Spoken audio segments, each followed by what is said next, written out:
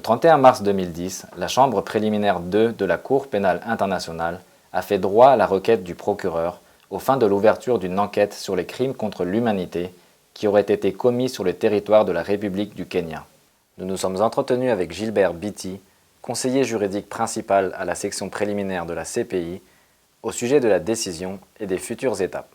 La Chambre préliminaire est en charge lorsque le procureur décide d'ouvrir une enquête de sa propre initiative, lorsqu'il souhaite ouvrir une enquête de sa propre initiative et qu'il n'a pas reçu une saisine soit du Conseil de sécurité des Nations Unies, soit d'un État partie, il doit demander l'autorisation de la Chambre préliminaire pour pouvoir débuter son enquête.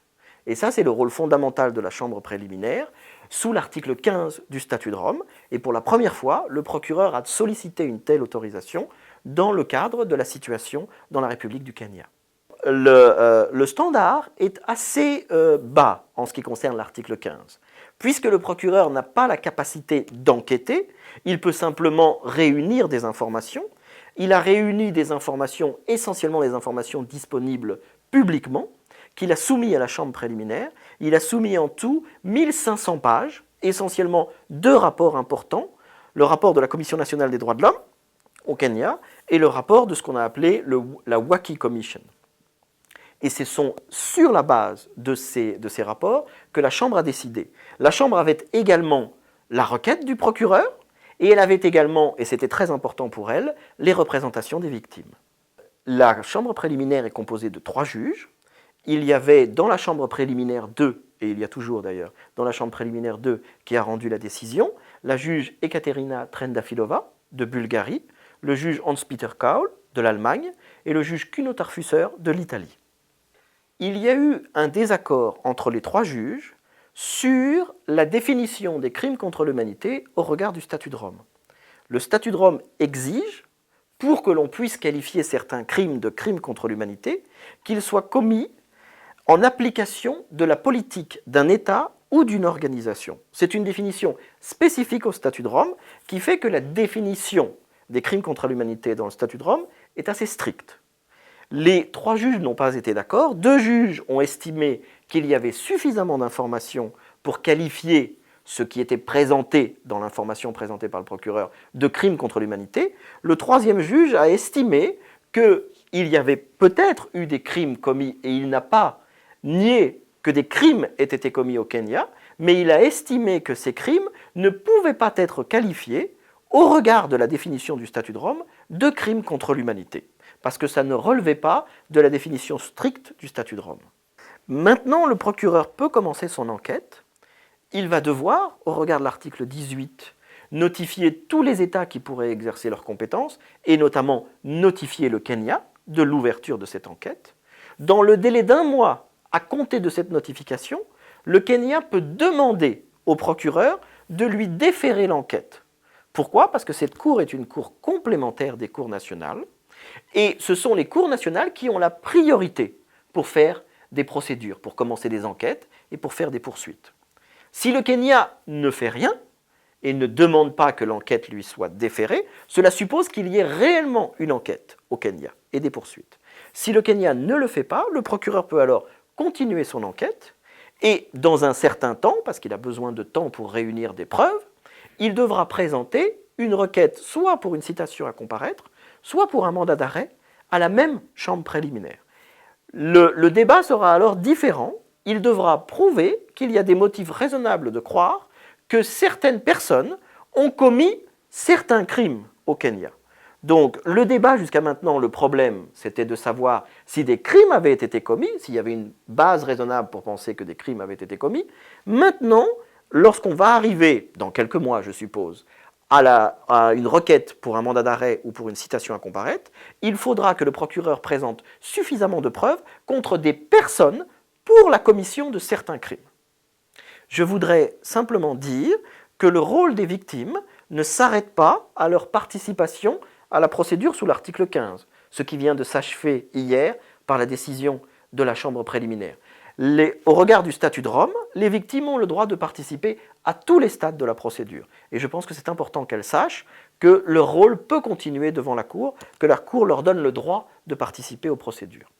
Le jeudi 1er avril 2010, le procureur de la CPI, Luis Moreno Ocampo, a tenu une conférence de presse au siège de la Cour et a expliqué précisément quelles seront les prochaines actions de son bureau afin d'enquêter sur les crimes commis pendant les violences post-électorales de 2008 au Kenya. Bonjour. Les juges ont tranché. La justice prévaudra au Kenya. Pour contribuer à la prévention des crimes lors des prochaines élections, il nous faut agir rapidement. Et nous le ferons.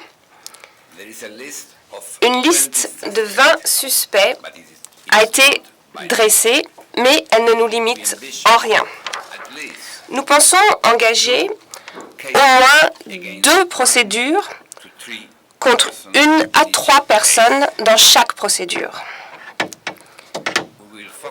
Nous nous concentrerons sur ceux qui, selon les éléments de preuve réunis au cours de notre enquête, impartiales, ressortent comme étant les personnes les plus impliquées. Nous pensons achever l'essentiel de l'enquête en 2010. Nous présenterons notre cause devant les juges.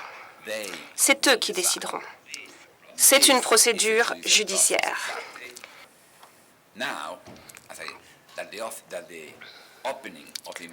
Maintenant que nous avons reçu l'autorisation d'ouvrir une enquête, je me rendrai au Kenya en mai pour rencontrer ceux qui ont souffert, ceux qui ont été victimes de crimes. Je me rendrai sur certains lieux de crimes. J'écouterai ce que les victimes ont à dire, je respecterai leurs intérêts et je demanderai à la Cour que justice soit faite pour eux. Notre devoir est de protéger chacun de nos témoins et nous accomplirons cette tâche en toute indépendance. Il relève également de la responsabilité des autorités kenyanes de faire en sorte que toute personne s'exprimant au nom de la justice soit dûment protégée. Nous pensons achever l'essentiel de l'enquête en 2010. Nous présenterons notre cause devant les juges. C'est eux qui décideront.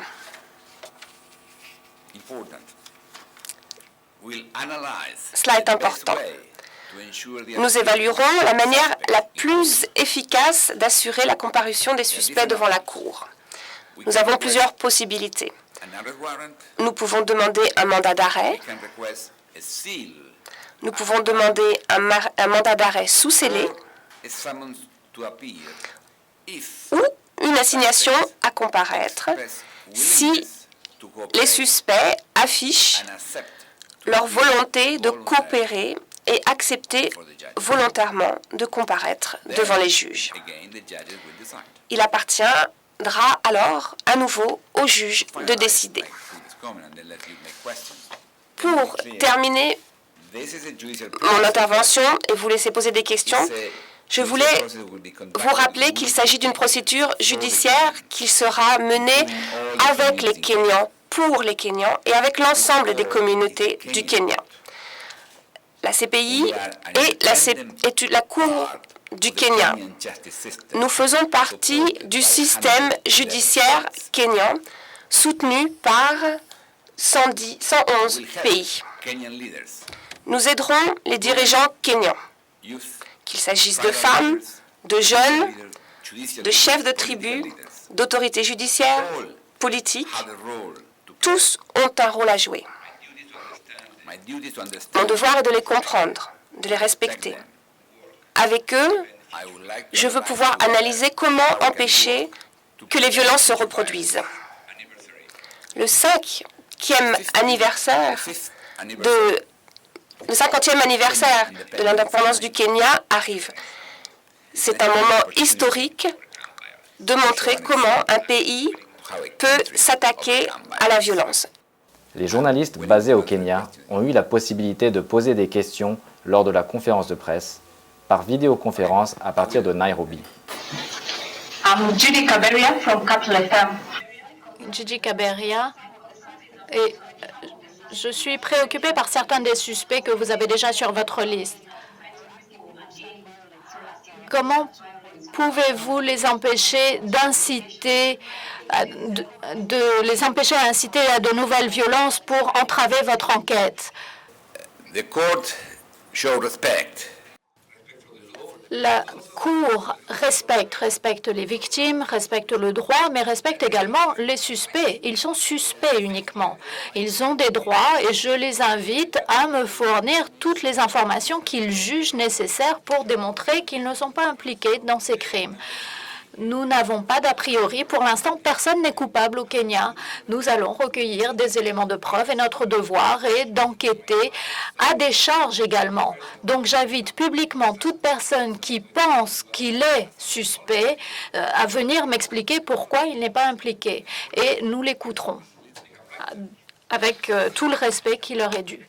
Ils ont des droits et nous les respecterons.